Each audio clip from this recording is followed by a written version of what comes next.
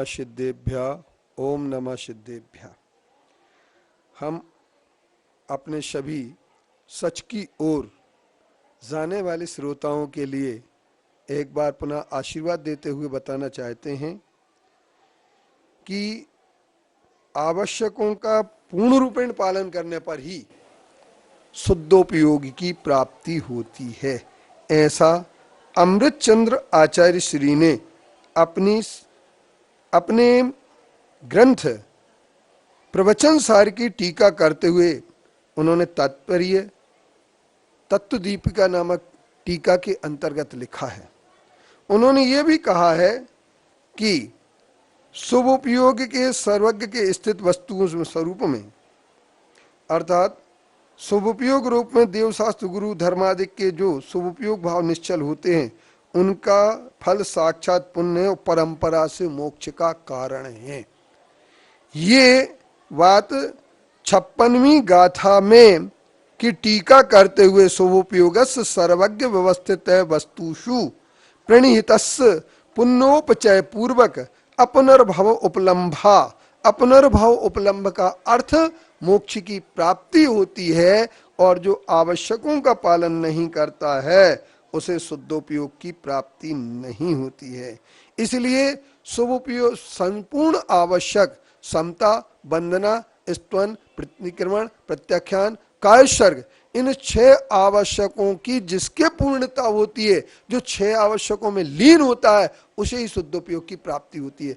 और जो इन आवश्यकों से परहीन होता है अर्थात इन आवश्यकों का पालन नहीं करता है, अगर श्रावक बन करके कोई देव पूजा, गुरु उपासना, स्वाध्याय, संयम, तप और दान इन 6 आवश्यकों से परहीन होता है और शुद्धोपयोग की परिकल्पना करता है तो वह यह मान के चल लेना चाहिए कि वह रेत में से तेल निकालने की कोशिश कर रहा है और रेत में से तेल निकलने वाला नहीं है। फिर भी उसके अंदर ये भावना होती है तो हम ये कह सकते हैं कि श्रामण्यव श्रमणता 81वीं गाथा हमारे प्रवचन सार के दूसरे भाग की 81वीं गाथा में आचार्य अमृतचंद्र देव बड़े साफ सुथरे शब्दों में लिख देते हैं कि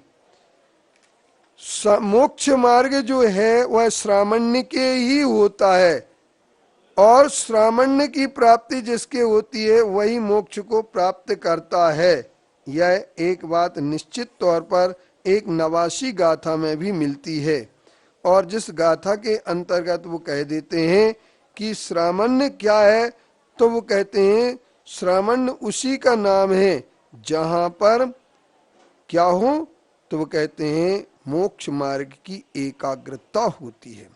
इस तरीके से हमारे आचार्यों ने हमारे लिए यह बताने का प्रयास किया है कि श्रमण ही सच्चा मोक्ष मार्गी होता है और फिर भी इस बात के लिए जिन्होंने स्वीकार करने का प्रयास नहीं किया है या जिन्होंने स्वीकार नहीं किया है वे लोग सम्यक्त को छोड़ करके मिथ्यात्व की ओर जा रहे हैं। यह बात हमें स्पष्टता स्वीकार कर लेना चाहिए और यदि इस बात को अगर हम स्वीकार नहीं करते हैं तो निश्चित तौर पर हम जानत बूझत अंध बने हैं, आंखन बांधी पार्टी। हमें समझ लेना चाहिए कि अगर हम आवश्यकों को छोड़ करके और देव पूजा को छोड़ करके, एक बार की बात है एक सज्जन हमारे यहाँ थे नेमचंद जी छतरपुरिया नाम के व्यक्ति, तो वो हमसे बोले पर्यूषण की अष्टमी के दिन कि बेटा आज हमारी इस मंदिर के ट्रस्टियों से लड़ाई हो गई। मैंने कहा क्यों?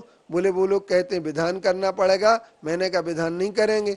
मैंने उनसे कहा कि ऐसा आप विधान करने के लिए मना क्यों कर रहे हैं?